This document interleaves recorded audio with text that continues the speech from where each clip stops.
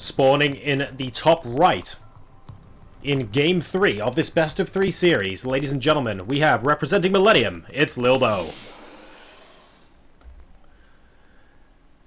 And his opponent spawning in the bottom left as the red Zerg player representing Team Liquid.net. It is the one, the only, it's Snute. Incredibly tense and really exciting series here, actually. Sorry for how late we got into this game. Very, very quick. The players popped out. We literally popped into the lobby. They said, oh, it's 1-1. Boom. Instant start. We've got back-to-back action, actually, today at the Gfinity Online Cup, and I hope you guys have been enjoying the games. So we have a pool first coming out from Snute on 15. And no clues as to Lilbow's yet, although he is up to 300 minerals, so potential for that Nexus first coming down on Iron Fortress. It is a larger 4-player map as well. Ominous Zerg logo appearing in the middle here, or barbed cinnamon roll. Cinnamon roll, I guess, normally description left for Terraform, but no, we are going to be plunking down the gateway. And then going into the Nexus here. Not having scouted anywhere else yet, might have ended up being ever so slightly dangerous. Snute spawning pool about to complete. Trollgubba. I really hope I pronounced that right. First time here, love the commentary. Thank you very much, dude. Really appreciate it. You can go ahead and, if you hit the follow button underneath the stream you see there, it will notify you when I go live. Although it's not just for StarCraft, I do some Hearthstone, Project Cars, and other stuff as well. Enjoy playing all sorts of games. And of course, you'll see me commentating at the Gfinity live events too. I really, really enjoy heading on over to those. For now, though, we have a couple of exploratory links moving out across the middle of the map for Snute. We'll see what he ends up doing there. Is he going to split these up? Is he really just going to be camping out here? Or potentially, like, he's going to be able to get a scout in. That's no question. I want to see if Snute actually sneaks in a Zergling into the main base to try. No! Did I say there's no question? Okay, so now we're just going to be oh, he's got the sentry out. Okay. The Cybernetics Core is actually going to lose all of its shields. That much is guaranteed at this point. The Zealot is going to have to start walking out at some point soon. This could end up being dangerous. The Cyber Core will go down to about 2/3. Chrono boosting it out. Instant force field, I suspect. Nope. Okay, he's going to save the force field. Actually, what he did is much better than what I suggested. Use the Sentry to plug the gap instead and have the Zealot move in there. Only use the force field if absolutely necessary. But it does mean the Cybernetics Core goes down to 2/3.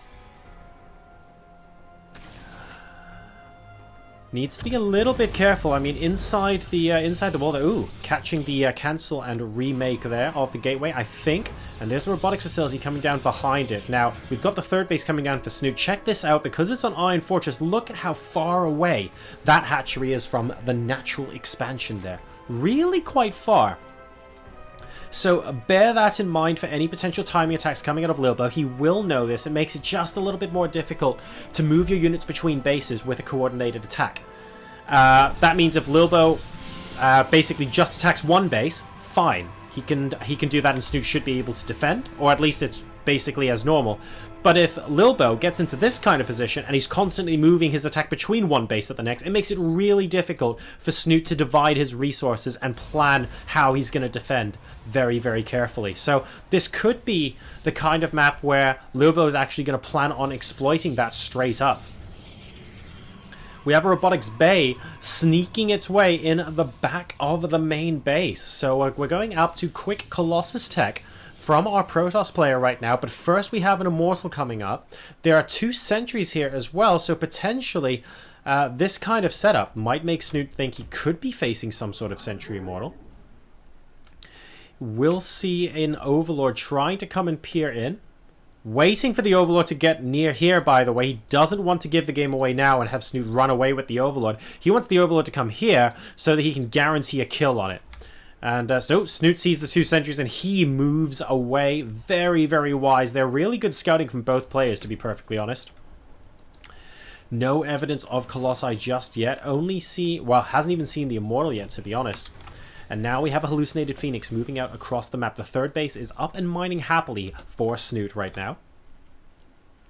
Still no definitive choice as far as tech is concerned. We have 14 Zerglings on the way for our Team Liquid player. But we have got +1 missile attacks. A little bit of a clue here in addition to Zergling speed. And there is the Hydra Den. So Lings and Hydras, very, very potent combination, of course, because the Lings are very cheap and can soak damage. They don't soak the most damage in the game, but they do soak damage for very, very cheap prices. And the Hydralisks behind them do a lot of DPS, do a fantastic amount of damage. And that's really where they come in. Don't worry, Trollguber. I might get it right someday, or I might not. If there are 5 different pronunciations of your nickname, then it's basically... Shakespeare had something like that, right? Shakespeare was the original Twitch chat guy. So if it's good enough for him, it's good enough for me. We have more gateways coming down now, and we are going to eventually get up to what I think will be 7, assuming... No, 8, pardon me. Wow, 8 with Colossi. So this is going to be a very, very heavy-handed all-in coming out from Lilbow. He is going to want to use his force fields to completely segregate, for example, the units coming from the natural expansion, so you can go ahead, pick off the 3rd, and then comfortably hold this position and try and suffocate Liquid Snute on 2 bases. That is the Protoss game plan here. Snute, though, making a lot of units right now. He still hasn't seen any of the tech. And, well, just a couple of Immortals, a couple of Zealots. That's actually not going to be enough to dissuade all of these Zerglings. Snute might think he might have a chance at picking off a few of those. Ooh, that's a lot of blood for one Zergling. That's like the mosquito that sucks someone's blood. Then you smack it later and you go, how is it possible that there is so much liquid in this thing that is 5 times the size it's supposed to be? Ooh, slow Hydras. Wow. Snute actually looking to get aggressive with this. Could backfire if the Colossi take them all out. The Colossi are revealed now, and this is a big problem for these Hydralists that are so slow walking out across the map. Lilbow might be able to just start marching here, and that looks like that's what he's doing. The Zealot's trying to give chase. A couple of these Hydras might just end up going down straight up. Don't forget, those are Colossi can just move straight across the middle. They're very, very close to being enraged, pausing to kill off a Zergling, and I think that buys the Hydras just enough time to get up onto this higher ground. But Snute's actually going to be... Is he going to be defending on the low ground? No, he is going to go up to the high ground. And this is a problem because force fields there, move into the natural, could end up being devastating. There are a number of options for Lilbow at this point. He's going to come in via this way, and this is extremely frustrating for Snute to have to deal with right now. The Colossi make themselves known, and Lilbow is trying his best to get into the semi-finals here of the Gfinity StarCraft Cup. So much DPS, still so much energy, actually, on the sentries in this army. Snute thinking of a way to deal with it. He's trying to buy time, seeing if he can come in from multiple angles, but there are no units coming in from the back. The Protoss entry-exit is just here, and he doesn't have to worry about force fielding anything behind. The hatchery is almost certainly going to go down. Here come the Broodlings. They get dispatched with very quickly. What does Snute do? He's trying to move in from the back by the looks of things to get some sort of pincer movement. He's moving his forces. It looks like this could end up being it. Force field starting to go down from Lilbow. He's sensing that this is the time. All right, he completely force fields off the left-hand side, and Snute has to pull back. If he can't attack this army from multiple angles, he is simply not going to get his way with the Death Ball. He needs to whittle this down, and he's not whittling it down right now. Time is running out, but he is in a potentially great position to come at this army from multiple angles over here. Instant force fields on the right-hand side, rendering this army completely useless as he moves in. He's moving back in now to the 3rd base location, just patiently getting the high ground up. Wow, 2 pylons going down as well as this Death Ball starts to get bigger. If he picks off more units here, ooh, good force fields actually. And that's a bunch of free roaches and a Hydra or 2. Snute desperately making more units. He's got Vipers up as well now, but look at this. This supply, a little bit useless right now. This supply, if this gets force fielded, or worse, if it gets trapped in with this army, that's also useless as well. Lots of hallucinated Colossi now coming out with this force. What do we abduct? Well, Snute is able to see that at the Mo.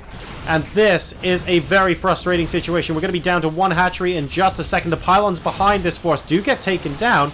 But Lilbow has just closed the door behind him. He said, okay, I'm fine for you to just leave me in here. What's next? Because I can just go ahead and massacre absolutely everything here while these force fields are active. And Snute at the moment is having a very tough time. It's 159 supply versus 124. Snute needs to crush this army in order to win this game right now. And this just looks potentially devastating. If Lilbow gets onto this high ground, I mean, look at the choke points here.